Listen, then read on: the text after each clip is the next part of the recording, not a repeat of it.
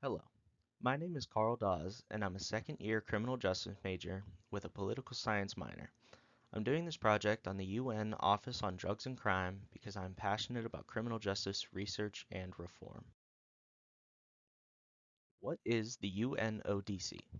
The UNODC stands for the United Nations Office on Drugs and Crime. This organization is an office of the UN Secretariat tasked with developing ways of preventing illicit drug use and crime around the world. The UNODC is currently the world leader in addressing these issues through tactics that we will cover in the preceding slides.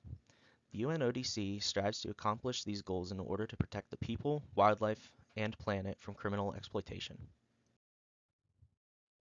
Prior to 1997, the UNODC's responsibilities were split between two separate UN organizations: the UN Center for International Crime Prevention and the UN International Drug Program.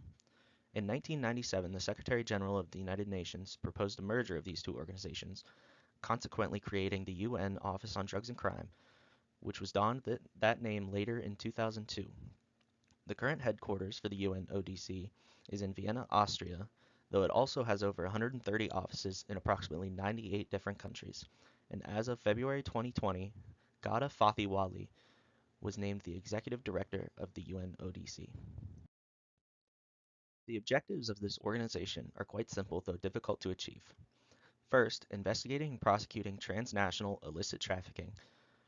They achieve this by strengthening the capacity of the criminal justice actors to investigate and prosecute transnational illicit trafficking and related organized crime, including via the use of special investigative tactics and targeting the disruption of high-risk criminal groups. Secondly, depriving organized crime groups of illicit proceeds. They do this by enhancing specialized knowledge and capacity of criminal justice institutions to employ financial crime actions and strategies. And lastly, fostering institutional integrity and promoting human rights standards. They do this through enhancing institutional integrity and accountability of as well as the mainstreaming of human rights-based and gender-sensitive interventions of criminal justice actors engaged in combating organized crime along illicit trafficking routes. How do they accomplish these goals? The UNODC conducts research and data analysis to learn and create new and better ways of preventing crime and drug abuse and trafficking.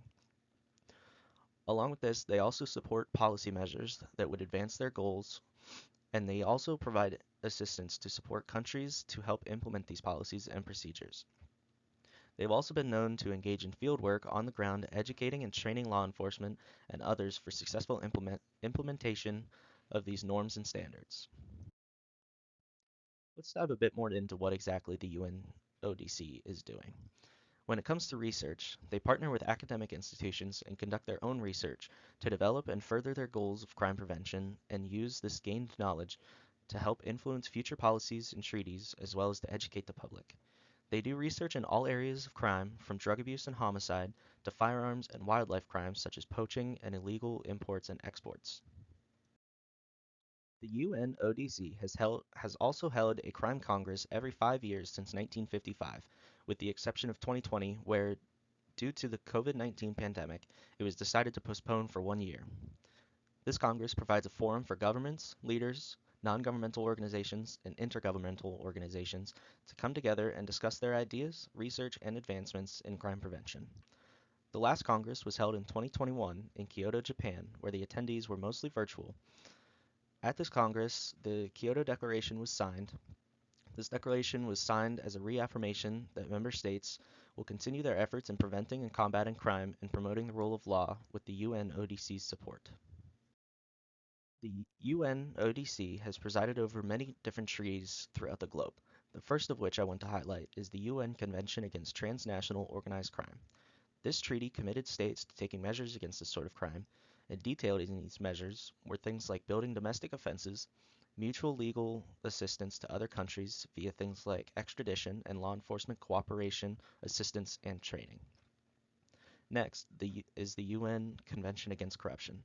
This was created out of a perceived necessity to implement a separate organization from the Transnational Organized Crime Treaty that would deal specifically with investigating and preventing corruption. Lastly, the UN Convention on Narcotic Drugs. This treaty actually has two sister treaties that all deal with the similar issues of codifying international control measures by assigning substance schedules to drugs, ensuring the availability of these drugs for medical and research purposes, and preventing the abuse and trafficking of these drugs within and throughout countries.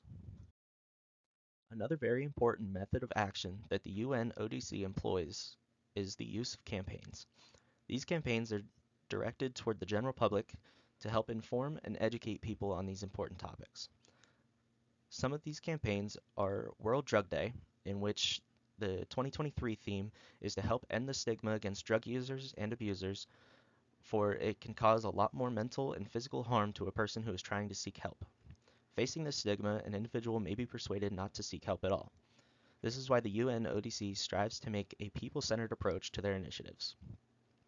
They also organize an International Anti-Corruption Day to highlight the real-world consequences of corruption to the safety and security of citizens, as well as the Blue Heart campaign against human trafficking, which raises awareness of this crime, outlines things to look for to avoid being a victim, and encourages both governments and citizens to get involved to help prevent human trafficking.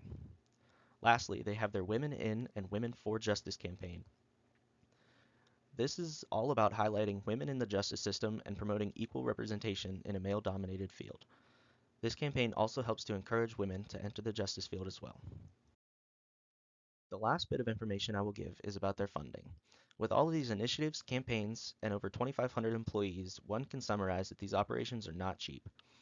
The UN ODC partners with numerous entities such as governments, civil society organizations, academic institutions, and international and regional organizations, as well as many others with mutual interests in the job that they do.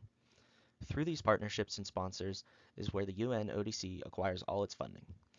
It is completely donor-based and relies on voluntary contributions from donors, mostly member state governments. In 2018, the total contributions received added up to approximately 361.9 million US dollars, the vast majority of which was allocated to their special purpose funding. In conclusion, the UN Office on Drugs and Crime is one of the most important crime prevention entities in the world and is continuously making strides in research and development of policies that will increase our ability to fight and stop crime around the globe.